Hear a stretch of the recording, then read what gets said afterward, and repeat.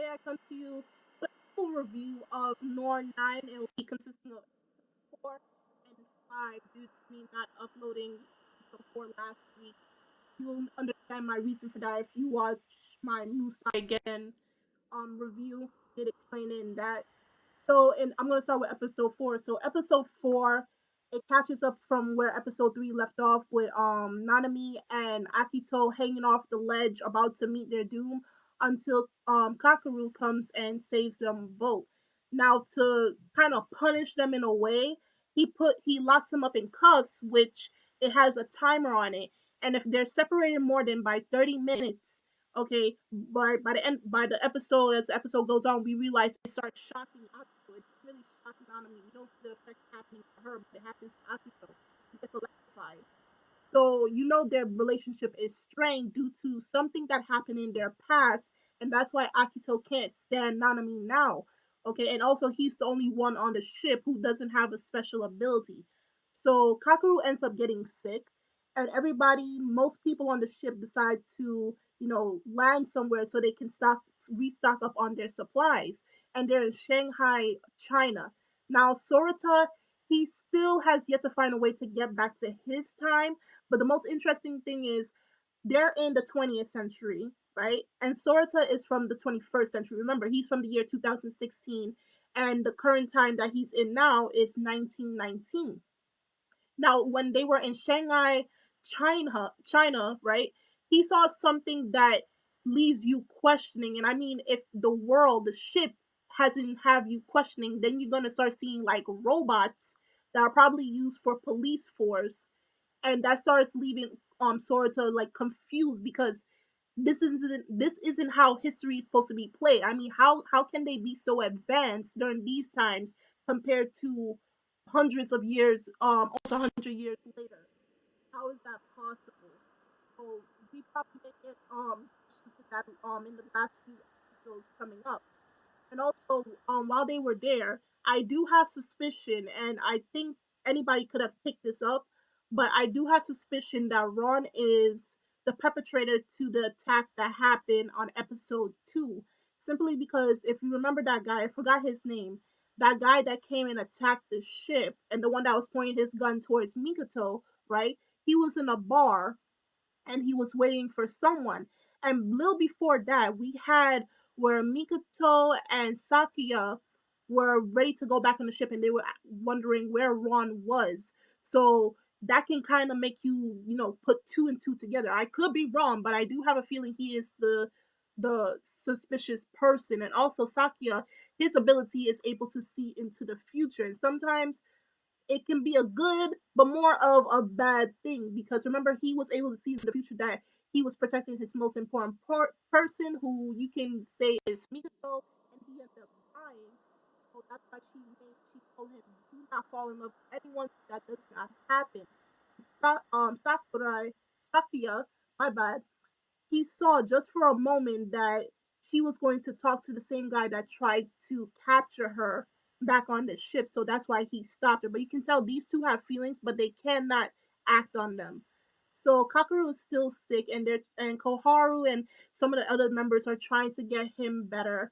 Okay, and like by the end of the episode, Kakeru ends up losing his air cuff, which is the only memorable thing he has left from his father, because I forgot, his father left him, his father died. So that's the only thing he has left in remembrance towards his father.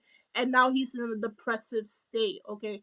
And also, like, you know how um Nanami and Akito's relationship is strained now in episode 5. Now I'm gonna get into that.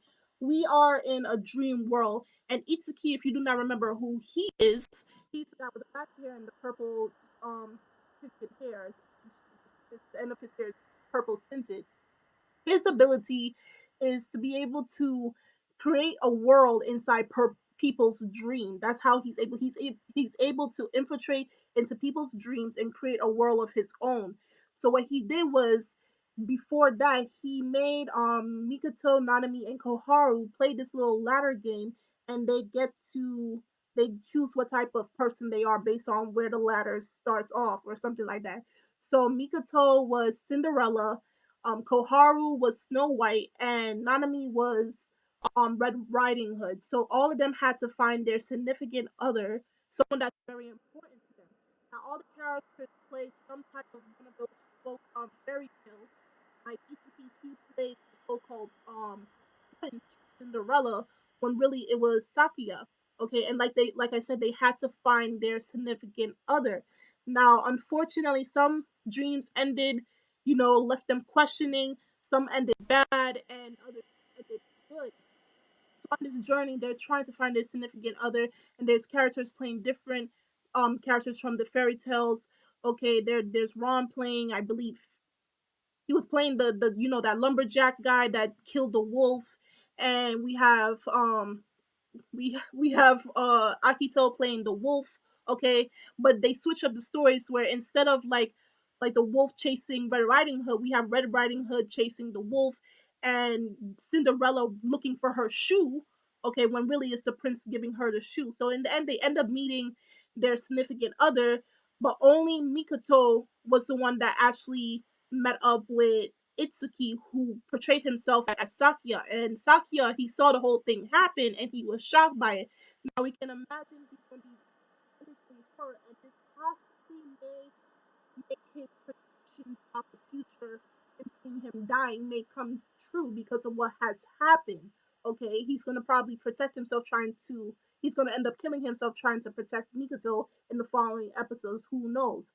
Okay, and she wakes up from her dream.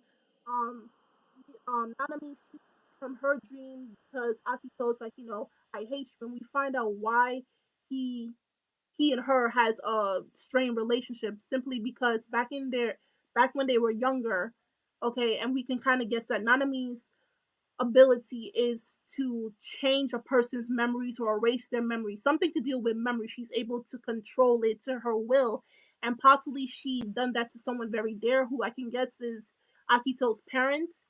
Okay, and this caused Akito to have a huge grudge against her even years later, and she wakes up from that. But for Koharu, hers end a little bit sweetly. Okay, she meets up with the poison apple, who is Kakaru, and Kakuru's, I'm a terrible person. Two-faced dog. Paraphrasing, he's overall that type of person. She tells him she's always going to stay by his side. By the end of her dream, they end up kissing, and she wakes up. So hers actually ended very sweetly, and you can tell that she ends up having feelings. If it wasn't already hinted earlier episodes, she has feelings for Kakuru. Now it's all a matter of her trying to confess that to him in the real world, aside from the dreams, okay? So that was basically it for both episode 4 and episode 5. Okay, by next week's episode, we're gonna see another infiltration. People are going to end up hurt. Okay, people are not very happy towards the world, so we're going to see how this is going to take effect on the special ability users. Okay, in next week's episode. So tell me your thoughts and your opinions on what you thought of episode 4 and 5 in the comment section below. I would love to hear it or see it. You can check me out on Twitter and on Tumblr.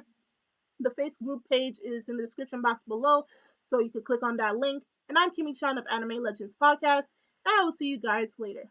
Bye.